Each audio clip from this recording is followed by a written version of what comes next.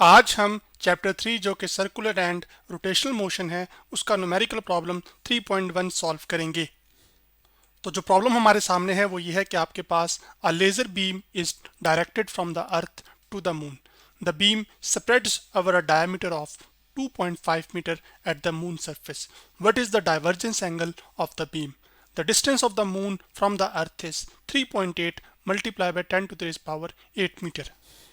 तो प्रॉब्लम हमारा असल में ये कहता है कि आपके पास ज़मीन से एक लेज़र बीम को भेजा जाता है आपके पास चांद की तरफ। जबकि लेज़र लाइट हम ऐसी लाइट को कहते हैं जो कि सिंगल कलर पर मबनी हो, जैसे कि red light, blue light, green light. तो फॉर एग्जांपल यहाँ से वो बीम भेजी गई है, तो आपके पास ये जो बीम है जब ये चांद पर जाती है तो ये आपके पास असल में इसमें कितना फैलाव आता है। वो जो बीम है हमारे पास, वो जो जितनी फैलती है वो हमारे पास असल में 2.5 डायमीटर है मून की सरफेस पर।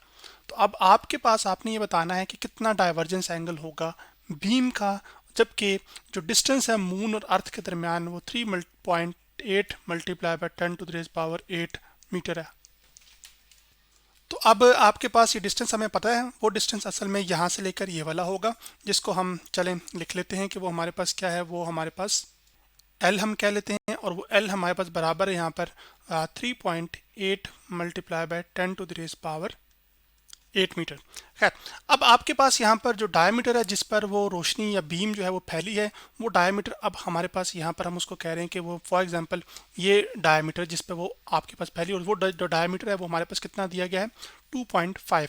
तो मैं यहाँ पर जो डायमीटर जिस पर वो बीम फैली है आपके पास, वो हमने यहाँ पे लिख दिया, वो कितनी है हमारे पास, वो 2.5 है। तो मैं यहाँ पे लिख लेता हूँ, उस डायमीटर को हम रिप्रेजेंट कर लेते हैं आपके पास डी के साथ, और वो हमारे पास इक्वल है 2.5 मीटर। जबकि जो चांद और ज़मीन के दरमियान फासला है, जो कि डिस्टेंस है हमारे पास, वो हमें दे दिया गया है, जिसको हम एल से रिप्रेजेंट कर रहे हैं, और वो कितना है हमारे पास 3.8 multiply by 10 to the raise power 8। अब हमने ये मालूम करना है कि जो बीम जितने डायमीटर पर फैली है उसका एंगल कितना बना है। असल में अगर यहाँ पर यहाँ तक वो फैली है, फॉर एग्जांपल इधर इधर इधर पूरे चांद पर पड़ी है जितनी भी, तो आपके पास ये जो एंगल बन रहा होगा जिस पॉइंट से भेजी गई है, तो ये इन दो लाइंस के दरमियान एंगल जो बन रहा होगा थीटा, इसी को हम कहते हैं एंगल ऑफ डाइवर्जेंस। और वो एंगल ऑफ डाइवर्जेंस हमने क्या करना है, कैलकुलेट करना है बीम के लिए। तो वो जो एंगल ऑफ डाइवर्जेंस है, एंगल को हम लिख लेते हैं, हमने कैलकुलेट करना है, एंगल लिख लेता हूँ, और उसको हम रिप्रेजेंट करें किसके साथ, थीटा के साथ। तो आपके पास हमने ये थीटा ही मालूम करना है। अब इस सवाल में ये ध्यान में रखिएगा कि ये जो लेंथ है आपको ये पता है, जिसको रिप्रेजेंट यहाँ पर यह बताया किससे गया है, वो डी से बताया गया, जो कि डायामीटर है। जबकि ये लेंथ पता है, तो आपको ये पता है कि जो एंगुलर डिस्प्लेसमेंट होती थी थीटा हमारे पास, वो हमारे पास बराबर होती थी जो आर्क लेंथ है, और यहाँ पर जो आर्क लेंथ होगी वो हमारे पास यहाँ का जो डायमीटर है वो वाला होगा। तो चलें इसको मैं लिख भी देता हूँ यहाँ पर कि एंगुलर डिस्प्लेसमेंट क्या होती थी, आर्क लेंथ अवर रेडियस। रेडियस तब जब एक ऑब्जेक्ट सर्कुलर पाथ में मूव कर रहा हो। यहाँ पर वो जो रेडियस है हमारे सिनेरियो में, वो आपके पास ज़मीन और सूरज के दरमियान, सॉरी, ज़मीन और चांद के दरमियान जो फासला है वो है। तो एंगुलर डिस्प्लेसमेंट को हम थीटा से रिप्रेजेंट करते हैं, वो मैंने लिख दिया यहाँ पर। अब ये जो आर्क लेंथ है आपके पास, सर्कल के ऊपर जो लेंथ कवर हुई होती है एक पॉइंट से दूसरे पॉइंट तक, उसको हम आर्क लेंथ कह रहे हैं। तो चूंकि आपके पास जो ज़मीन और चांद के दरमियान फासला बहुत ज़्यादा है, तो ये जो कर्व आपको नज़र आ रहा है, अगर आप बहुत दूर से देखेंगे तो ये ऐसा लगेगा जैसे बिल्कुल एक स्ट्रेट लाइन है, बिल्कुल इस तरह से, जैसे मैंने यहाँ पे सिर्फ समझाने के लिए ड्रॉ कर दिया आपके लिए। तो उस सिनेरियो में हम ये इक्वेशन लगा सकते हैं, angular displacement equal to arc length over radius. अब जो आर्क लेंथ हमें दी गई है वो कितनी है, वो हमें दी गई है आपके पास 2.5। तो मैं यहाँ पे लिख लूँगा 2.5। जबकि जो लेंथ है हमें, या डिस्टेंस है जो कि ये वाली लेंथ बन रही है, वो हमें कितना दिया गया है, वो आपके पास दिया गया है 3.8 multiply by 10 to the raise power 8। तो हमने सिर्फ क्या करना है कि सिंप्लीफिकेशन करनी है, और उसको करने के लिए अब हम क्या करेंगे कि आपके पास कैलकुलेटर पर जाएंगे। तो सबसे पहले हम जो है वो 2.5 को 3.8 से डिवाइड कर लेते हैं। तो जो थीटा है हमारे पास वो निकल कर आ जाएगा, तो मैं इसको कर भी देता हूँ। तो आपके पास आ जाएगा 2.5 डिवाइडेड बाय 3.8।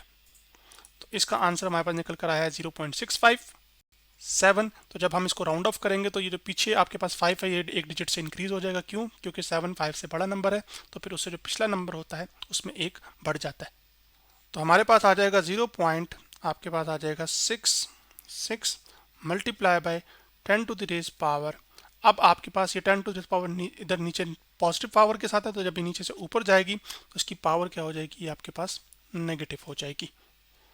और ये जो एंगुलर डिस्प्लेसमेंट है ये हमारे पास असल में किस में मेजर होती है, ये रेडियन में मेजर होती है, तो मैं यहाँ पे लिख लेता हूँ। अब हम इस फाइनल जो आंसर है हमारे पास, इसको थोड़ा सा हमने सिर्फ सिंप्लीफाई करना है। और सिंप्लीफिकेशन ये है कि हमारे पास जो डेसिमल है वो फर्स्ट नॉन जीरो डिजिट के बाद है, तो जीरो के अलावा जो तमाम डिजिट्स होते हैं वो नॉन जीरो डिजिट्स होते हैं। तो जो थीटा है हमारे पास एंगुलर डिस्प्लेसमेंट वो आ जाएगा, डेसिमल को हम एक राइट शिफ्ट करेंगे तो ये आ जाएगा 6.6 multiply by 10 to the raise power -8। तो जब डेसिमल आपके पास लेफ्ट से राइट शिफ्ट किया जाता है तो जितने डिजिट शिफ्ट किया जाता है उतनी पावर नेगेटिव में आ जाती है। तो 10 टू द पावर -8 लिखा हुआ है, तो अब आपके पास साथ एक और आ जाएगा 10 टू द पावर -1। तो बेसिस सेम होने की वजह से हमने क्या किया, उनको एक ही बेस में लिख के -8 और -1 कर दिया, जबकि अब ये बन जाएगा आपके पास 6.6 multiply by 10 to the power -9 और साथ आ जाएगा रेडियन।